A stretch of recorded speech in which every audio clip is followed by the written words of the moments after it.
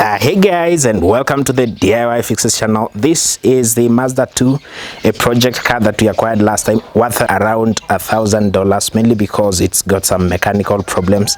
The car is not starting up. It's got some, rear tire puncture, as you can see. It's got some, structural problems. Some of the trim pieces are obviously not fixed up properly. We've got some paintwork problems that we need to fix. We've got some rusting problems that we need to fix. But that was not the biggest of the challenges. We tried starting the car last time, couldn't start. I guess it was a battery issue.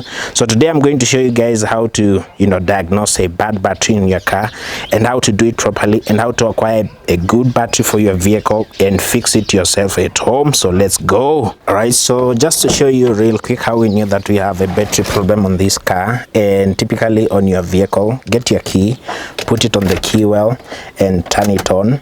Right, so normally there is a ton of dashboard lights that normally go on here, like the check engine light, the car open door position, and a ton of other vehicle dashboard lights. So typically those lights will come on when you put the car on the on position, but as you can see, we only have one light and it's typically flickering. That shows that the battery does not have sufficient light to even turn on the dashboard lights. All right, so next, when you turn the key to try and start up the vehicle,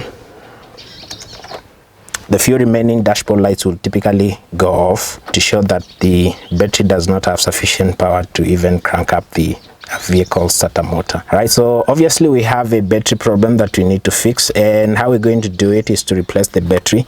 Now the battery for this car, and typically most other vehicles, is normally located on the bonnet section of your car, and the bonnet section is normally locked. So to unlock the bonnet, you need to unlock this lock right here, located underneath the steering wheel section. All right, so get your fingers underneath that lock and pull it as hard as you can, and that releases the hood of your car. All right, so to open the bonnet, get your fingers underneath. Is normally a lock located right there. Get your fingers right there and pull it as hard as you can. That releases the hood. Reach out for this locking arm right here and lock it in place, and that keeps the hood open. All right, so that gives you access to the entire engine bay, and the next step is to remove the battery. This is the old dead battery. We replace it with the new one. The battery is held in place by two terminals. This is the positive terminal, this is the negative terminal. So get yourself a pliers and pry off the nut holding in place the positive terminal first. All right, so that should be loose enough for you to wiggle out the positive terminal, put it out of place. Get access to the negative terminal and screw the nut holding the terminal in place, just like that. Remove the bolt and wiggle out the terminal out of place. Next, you want to remove the harness holding the battery to the car. For this vehicle, obviously we've got tons of problems, and this is actually not fixed in place, so we just remove that and put it out of the way. Get hold of the battery and wiggle it out of place, just like that. All right guys, so we've got our battery out of the car. This is the used battery, this is the new battery that we want to replace. So you guys may have two important questions. One, which size of battery should I go for my car? All right, so you want to go for the battery that is reasonably sized, one that fits well within the battery slot on the engine bay. So for example, this is a small N40L battery. I think this is the smallest battery for the automotive industry. This is slightly larger. This is the NS70 size battery. The bigger the battery, the better, because the battery is going to power your electrical systems. Could be starting the car, could be powering up your headlights, your tail lights, your interior lights, and most importantly for you guys, I know you love infotainment systems on your vehicle. The battery is used to power that. So the bigger the battery, the better. So the next question that you guys may have is, which type of brand should I go for? Right, so for me, chloride dioxide has been a leader in this industry. Obviously the company has several subsidiaries. They also manufacture the Smack MF brand, which I got obviously. Right, so stay tuned, because we're going to hold automotive DIY talks with industry experts. Guys who are going to explain to us the differences between the chloride dioxide brand and other brands of batteries on the market. All right, so let's go fix our battery on our car.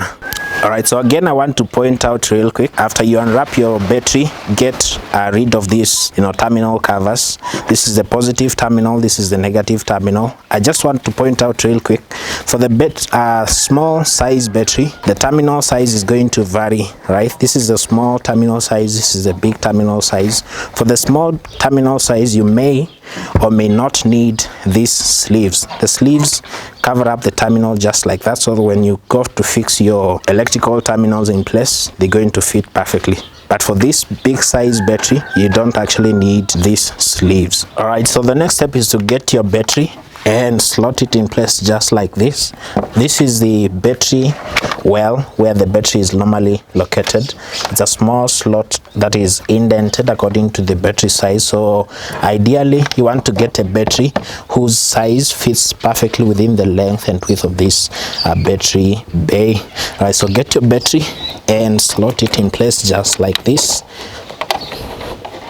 Ideally this is important because the battery is supposed to be fitted in place using a battery harness, because in the event of an accident, the battery can become a projectile that can shoot out of place and get to the passenger side of the vehicle. All right, so step number 2, make sure that the battery is appropriately situated. This is the positive terminal, this is the positive terminal of the battery, this is the positive terminal of your electrical harness. So make sure that they are appropriately located. You don't want to have your positive terminal on this side where the negative electrical terminal is located, right? So the last step is to fix the electrical harness right on the battery's terminal.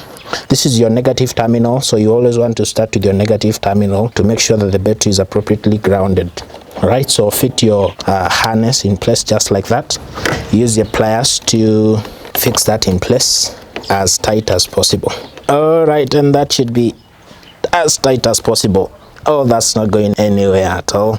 So do the same thing for the positive terminal. Fit it in place just like that, and then you screw it in place. Oh yeah, so we've got our battery in place. So the next step, let's go and try and start up the car. Yeah, beautiful. So moment of truth, here is the key. Let's have it on. Turn the car on. Beautiful. So these are all the dashboard lights that you want to see when you put your key on. Right, so these are all the dashboard lights. Oh yeah, thank you. These are all the dashboard lights that we were missing when the battery was low. So a quick test that you can see whether it's a battery issue or not. One of these lights would typically be on, or it would typically be dim, right? So that shows that the battery does not have sufficient power to power the dashboard lights, later on turn your car on. All right, so moment of truth, I hope the car starts up. If it doesn't, then we have some engine issues that we need to diagnose. All right, so here we go. Beautiful. Listen to that. All right guys, so I've shown you how to do a quick diagnostic test to determine whether your battery is dead on your car, how to get a new battery, and how to professionally fix it in place as a do-it-yourself mechanic at home. All right, so we've done the job using nothing more than just a simple and humble pair of pliers, common tools that you can have access to at home. So next time you have a car battery issue, you know what to do. All right, so I hope the video was helpful. If it was informative as well, please subscribe, comment below if you need to know anything about fixing cars at home. We're going to use this car as a project car to diagnose several other engine problems. For example, I think we have a bad bearing problem. I can hear some strange noise coming from the serpentine belt area. Could be a belt issue, could be a pulley issue, could be that we have some air intake problems or exhaust problems. So we're going to do it all here using common hand tools. So please subscribe and let's learn together.